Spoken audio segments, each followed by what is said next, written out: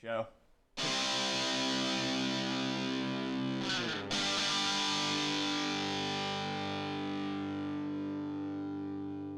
Thank you, everyone.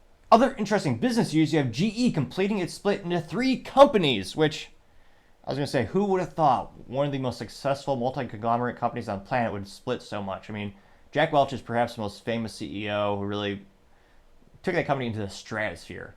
At one point, they made everything from refrigerators to radios to nuclear bombs to even the GE minigun. I mean, if you've ever played a video game or seen a cool video on the YouTube with a minigun, GE was the one that brought that technology from the minigun to the forefront. Subsequently, it was later actually, the repair parts were usually by Dillon, which is why they call it the Dillon minigun now, because Dillon eventually got to the point where they manufactured their whole thing instead of just doing replacement parts. But I partially digress. They had one of the most diverse portfolios everywhere. And unfortunately, they've just been spinning off more and more stuff. A couple of years back, they actually sold off their appliances division. So when you see a GE appliance, like you see a stove or you see a refrigerator that says GE, it's not really GE. It's just some company out of China. It's just a white label. So just paying a licensing agreement, basically. They might even just sold off the intellectual property altogether, now that I think about it. And incidentally enough, it's just chiseled away at what they used to be. Now, in terms of this LinkedIn article from Kate Chaplin, they note that General Electric has completed its $191.9 billion devolution into 3 independent businesses, spinning off clean energy company GE Verona. They note that, quote, a slimmed-down GE Aerospace also launched a separate entity. A GE Healthcare has also been a standalone company since last year.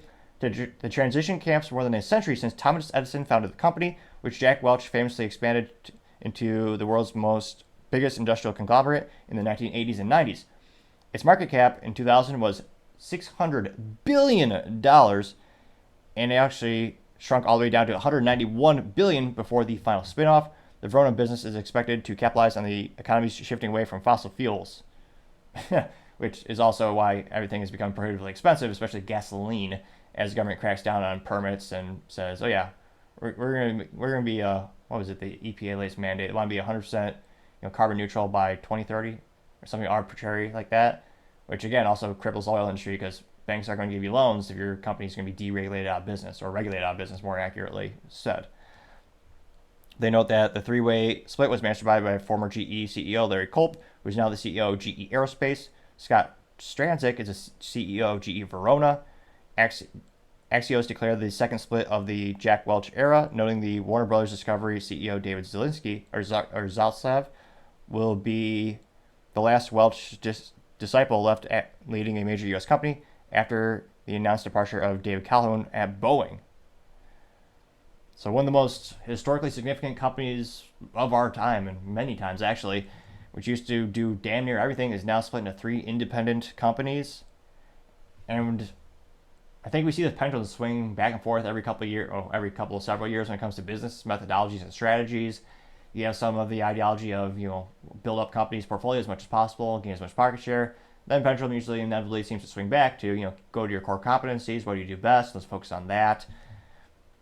With 2024, with all the mechanisms set in place to have a bad economy, I think we'll probably see more businesses doing this type of methodology where they're going to spin off entities that maybe are not the most profitable and then just focus on what is most profitable for the company.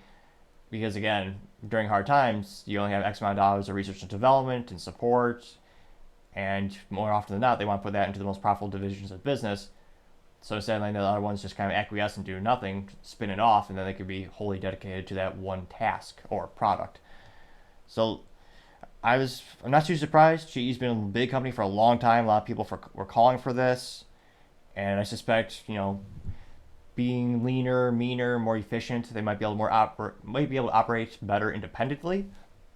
But let me know. Do you think this is a good idea? Do you think, is this going to backfire on them? Might they go out of business, or might one of the new companies go out of business because of this? As always, be fascinated to hear what you have to say. Thank you everyone for taking the time to tune in. Again, we're trying to get to 4,000 subscribers by the end of the month, so if you could click that button, I would greatly appreciate it. Also, leaving a thumbs up, a thumbs down, or a comment. It's a great way to give me some additional feedback, as well as sharing the video with your friends, so it'll help with the YouTube and Rumble algorithms. Lastly, don't forget to take the time to tell your family, tell your friends, tell your coworkers, heck, tell your enemies, tell anyone and everyone. Just stay safe and fight the good fight.